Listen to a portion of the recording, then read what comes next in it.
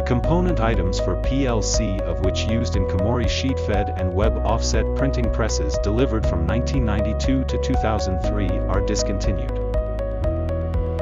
The PLC in the printing press consists of several modules and each has a different role. In case one of them is broken, the entire system will not work. It is important to carry out the renewal to the current product to keep the stable operation.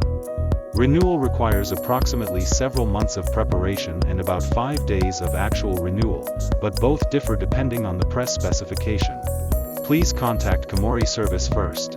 In any case, we recommend a planned renewal.